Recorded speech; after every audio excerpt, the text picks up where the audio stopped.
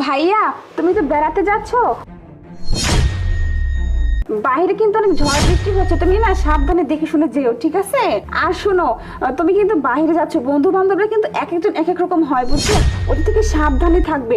আচ্ছা ঠিক আছে বোন, তুই কোনো চিন্তা করিস না। আমি তো এখন বড় হয়েছি, তাই না? কোনো চিন্তা করতে হবে না, আমি ঠিক মতো দেখে শুনে যেতে পারবো।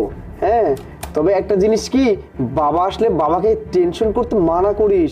আচ্ছা ভাই ঠিক আছে, আমি বাবাকে বুঝিয়ে বলবো। শোনো ভাইয়া, আমি বলতেছি কি যে সমুদ্র সৈকতে বেশি কি বাবা কি হয়েছে?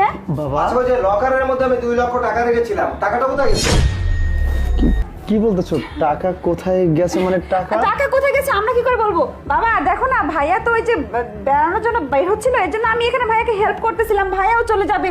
আর তুমি কি টাকার কথা বলতেছো, কিছুই তো বুঝতে পারতেছি না। আরে কথা বুঝতে পারছিস না? আমি ব্যাংক থেকে 2 লক্ষ টাকা নিয়ে আমি লকারের মধ্যে রেখেছিলাম আমার অন্য একটা কাজের জন্য, যার কারণে আমি এখন গিয়ে লকার খুলে দেখি ওটার মধ্যে টাকা নেই। টাকা কোথায় গেল? আমরা তো 3 জন। হ্যাঁ বাবা, তুমি তো ঠিকই বলছো, আমরা 3 জন ছাড়া তো এই বাড়িতে কেউ থাকে না।